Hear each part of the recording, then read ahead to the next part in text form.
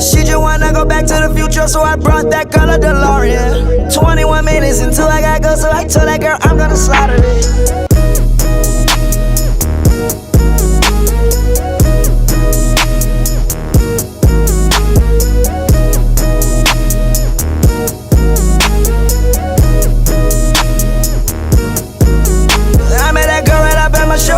Left her man in the crowd on the floor. Out of town, never saw her before. Told her, baby, we don't got that long. Listen, this not my city show, but I treat it like my city show. 20 more minutes into I'm on. 20 more minutes into I'm on. 20 more minutes. Drop. Oh, give it up for yourselves one more time. Last drop. Last drop. Wasn't that last drop? Was that the name of R. Kelly's sex tape?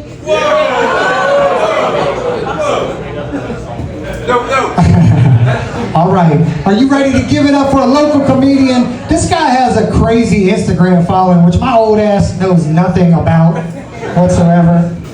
Post, reel, story, I don't fucking know. But this guy knows. Give it up for Jordan Jello!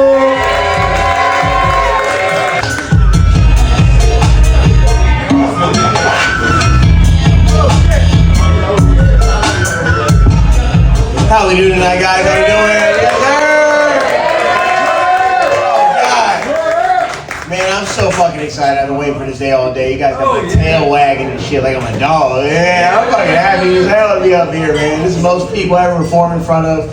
This is my first show here in my county. If you guys don't know, sorry about that. But yeah, no, if you guys don't know, basically I'm from Calvert. I went to Calvert High School. I played football, I played lacrosse, and then I ended up going to, Frostburg State University to where I played football to pursue my career, and then the coach fucking sucked. So now I became a degenerate and I joined a fraternity when I was up there. I played rugby. I was a part of Delta Chi up there. It was a really fun time. But now the thing is, I came back home, I was trying to work, and before all this, I was from DC. When I went to DC, I was in a private school.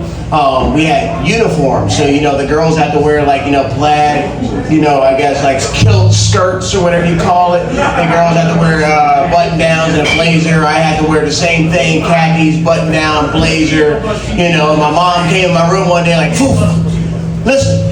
We're going to public school. I was like, public school, what's that mean? She said, you can wear whatever you want. I went on a Walmart shopping spree. I'm not going to lie to you. I got all the tap-out shirts, the UFC tap-out shirt. Yeah, you know, with the fence pattern on it, like the cage. Like the shit guys used to beat their wife with, that shit. I got the N1 shorts, I got the brand new N1 sneakers and the Champion, the Hanes socks, Fruit of the Loom underwear. I'm feeling fresh as hell. I walked into the school and I took a deep breath. And I looked around and there's a whole bunch of girls with Michael Kors bags, nice dresses, blue jeans, black tops. I got, guys with the Nike shirts, brand new Jordans that cost like $2,000. And I was like, oh my God, this is, I'm poor. I just found that out. I didn't know that. That's probably why we had uniforms. Can I go back home and change? Can we do that? No? I got to deal with the rest of the day with this. Cool. Whatever. But I'm 25 now. Cool thing about being 25 is that, every Gen Z has to figure out their identity. Sadly, I am a Gen Z. I know. I was born in 99. I didn't know the cutoff was there, but I am a Gen Z. So the cool thing about being Gen Z is that, you have to figure out your identity. So there's plenty of identities to choose from. They have she, her, he, him, they, them, plenty of identities to choose from. When I had to figure out my identity, I realized after years of, growing up in Calvert, growing up on a farm, playing lacrosse, joining a fraternity, I realized that I'm whitewashed. But not in a cool way, man. That's the thing, I find that term offensive. I like soft black a little better, We all know soft black guys like Will Smith, Chris Tucker, well, I would say R. Kelly, but and I'm a little pea shy. That's my thing. Speaking of R. Kelly, you guys know that Betty White and him were actually friends? No? I tell you, hey, they were friends. They were friends for a little bit. But the reason they stopped hanging out because Betty White realized he was into a different kind of Golden Girls, There you go.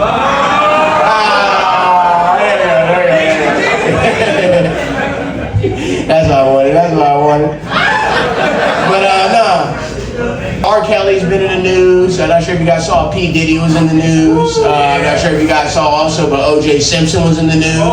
They're getting all the alphabet people, but not getting any of the gays. It's kind of...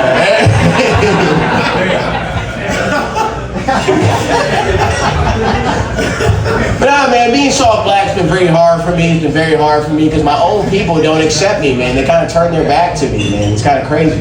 You know, and that's the thing, because I remember a wise man by the name of MLK. He said his celebrated his holiday a little bit ago.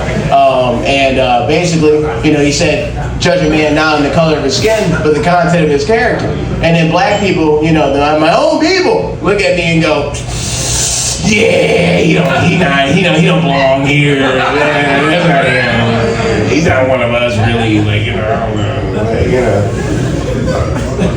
But that's the thing, man. They took my N-word pass from me, man. I can't even say nigga. It's the only time I feel like I can say nigga ever. Like, you know what I'm saying? But nah, man, that's the thing. I think I solved the N-word, actually. I really think that I solved the N-word. You know, not to the point where white people can say it. Don't get excited. All right? But I solved it to the point where I feel like you guys can understand. If you guys have a significant other here, or maybe she's on the phone, text her right now and tell her, hey, bitch. And then when she irrationally responds to you, I want you to tell her the following things you would tell a black man. Why do you care? All your girlfriends call each other that all the time. Or my favorite one, calm down. It's just a word. And I don't know what's worse, calling a woman a bitch or telling a woman to calm down. Either one doesn't work. Either one doesn't work. The DARE program failed us. You guys remember the DARE program back in school, you know? I'm sober. Whoa! How long you been sober, brother? Every day. Every day? This guy gets no coochie. I got you, brother. But nah, man, you know, the cool thing about the DARE program, you know, and that's the thing, man, you grow up on the DARE program, they said, basically, you know, oh, drugs are everywhere, you know, be careful, drugs are everywhere, don't take it from anybody. It's like, duh, Miss Ellis, and I don't take drugs from strangers, I take them from my friends. I'm not trying to get laced today. What are you talking about? As in, they had Tony the Tiger on the front, I think, from the Frosted Flake commercials. You know, drugs are great, or something like that. Whatever they got going on. You know, they make it seem so sinister, like somebody's in an alley or something, like trying to sell you that shit. You know, it ain't like that, man. And for example, I was smoking weed with my uncle on Thanksgiving. You know, I'm not sure if you guys, you know, had a good Thanksgiving or not, but I was high for it. But I'm hanging out, smoking a little bit of weed. My uncle comes outside, hey man, can I get hit of that? I'm like, yeah. So I pass it over to him and he's like, you know, back in my day, I would have smoked you under the fucking table, boy. And I'm like, no, you wouldn't. How about you out-coke me, pussy? And I throw a little e-ball on the table. See you fucking pacemaker stop first. Newsflash, I don't have one yet. Can I do one more joke? Let me get one more. There's 3 guys trying to get into the Guinness Book of World Records. There's 3 guys, right? And they're all sitting in the living room. They're like, how are we going to get famous? So, you know, one guy goes, you know, I'm really tall. I think I'm so tall that I belong in the Guinness Book of World Records. You guys should measure tape me and we should send it off. So they do that and they send it off. Second guy goes, I'm so strong. I think I'm so strong that we should record my bench press and we send it off to the Guinness Book of World Records. So they end up sending it off. Third guy goes, my dick is so goddamn small. Very small. And I don't know, like we should probably send it into the Guinness Book of World Records. So they end up sending it off to the Guinness Book of World Records.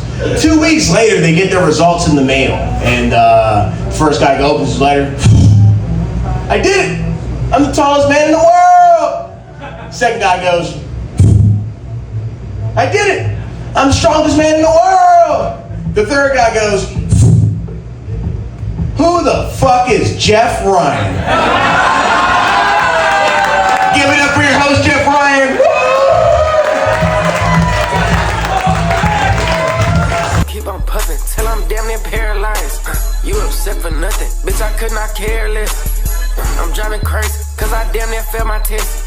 You got 0 paper, you should get up off your ass. You just gotta trust what's going on inside your gut. Cause they gon' try to tell you it's a problem when it's not.